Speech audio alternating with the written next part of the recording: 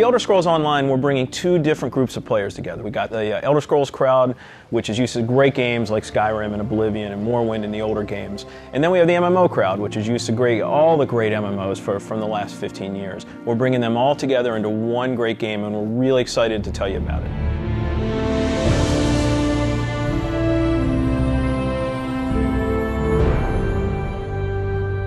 Elder Scrolls Online, everything you need to know about it is right in the name. It's Elder Scrolls, but it's online.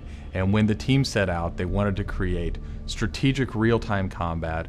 We wanted to create a lot of world immersion. We wanted to create a landscape that was rewarded exploration. But all of that had to be brought together with really great social systems. So Elder Scrolls Online, it's set 1,000 years before Skyrim. And not only is it 1,000 years before Skyrim, but it draws on all the legends and everything that you've read about in the books that you find in Elder Scrolls games. So we've got 20 years of lore to draw upon. We made sure that Morrowind, Cyrodiil, and Skyrim feel like they do in Elder Scrolls 3, 4, and 5. The art style is right in line with those titles. Now you can explore all of Tamriel. You can return to places that you've seen before, and you can explore new places that you've never been.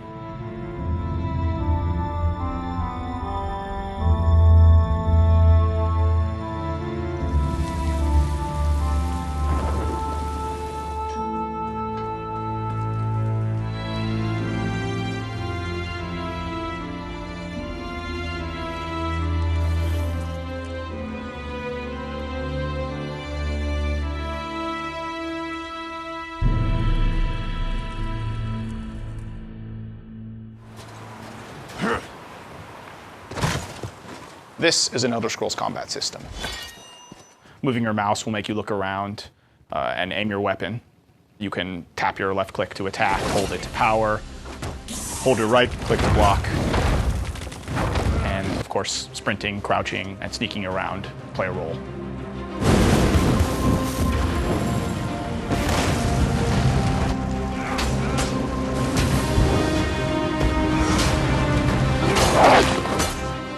All of our characters are designed so that hundreds of them can be on screen at one time. You're going to have lots of customization options to make your character look unique. You'll find Dwarven armors, Daedric armors, Elven armors, basically all the types of armor styles and customization options that you expect from an Elder Scrolls game and the Elder Scrolls lore. By far the worst experience of any online game is at its launch when you're trying to find your friends. You can't find people, you create a character on one shard and then you find out everyone else is on another shard and you have to move. That experience is not good. So we are not going to have shards. We have a technology we call Mega Server where all players are on one server. So all your friends are right there, you just create a character, you click play and you go. The game is smart about where to put you. It puts you in game spaces with your friends, with your guildmates. It's a way to be connected with everyone and the game figures out where to put you.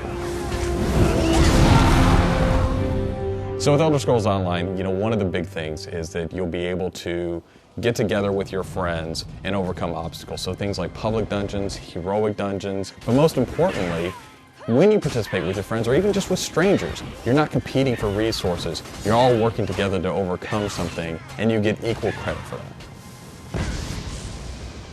As a player, you're able to start off by picking one of 9 races. You'll be able to pick a class, so that's just the start though. From there, all of the choices you make with quests, all of the choices you make in which abilities you choose, which weapons you use, which armor you use, really help make your character stand out in the world. The basis for the customization system in Elder Scrolls Online is that you can use whatever weapon or armor type you actually want to use. You can play as a heavy armor character who's a tank with bow, or you can play as a mage who uses a two-handed weapon, or you can play as a sneaky guy who runs around healing people. The combination that you selected out of what armor type you use, what weapon type you use, and what class you use really creates a unique character experience for you. One of the things you're going to be able to do that's going to make you stand out is you have perks. For instance, perks allow you to become a werewolf or a vampire or maybe even have special pets. But it's not just about that. There are other things like how you increase your stamina, how you increase your magic, or how you increase your health that really take you from your initial class choice and it makes you stand out because you're saying, these are the things that are important to me. This is the way I want to play. This is the role I want to take in combat.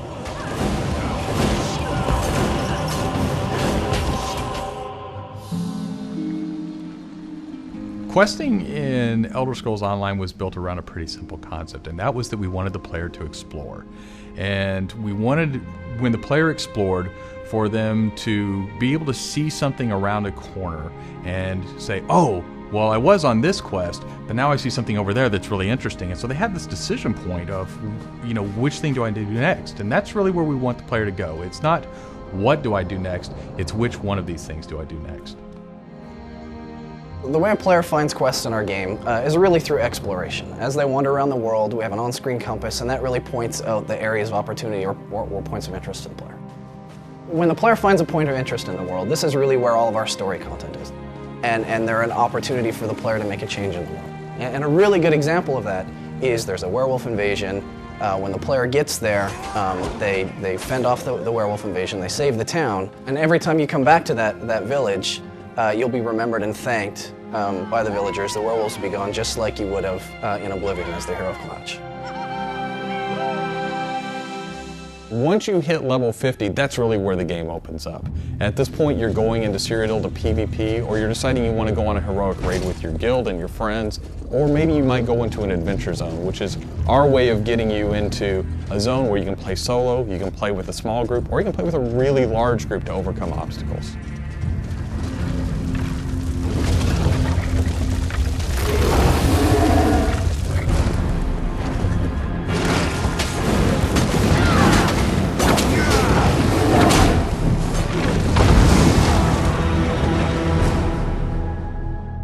PvP in Elder Scrolls Online is focused around taking various structures in Cyrodiil.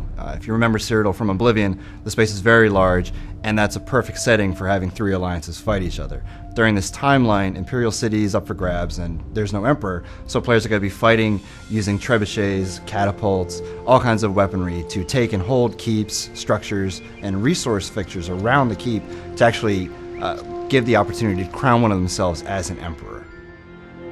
It's really important to us that PvP isn't just a veteran game. It's got to be something that people can do from the very beginning because you want to be comfortable in getting into this. So we make sure that everybody is on equal footing. So even at level 10, you can go into our PvP area and really have a great experience and a good time.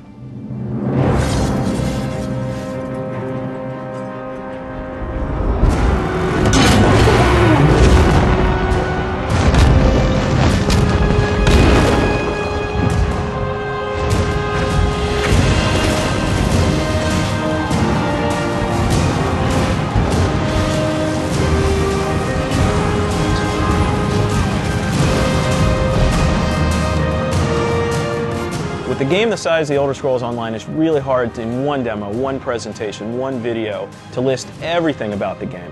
So what you've heard today are the basics. Over time, we're going to go into more depth in everything you've heard about today, and then all the other systems which we haven't talked about yet. All these elements are going to come together and make Elder Scrolls Online the next great online RPG.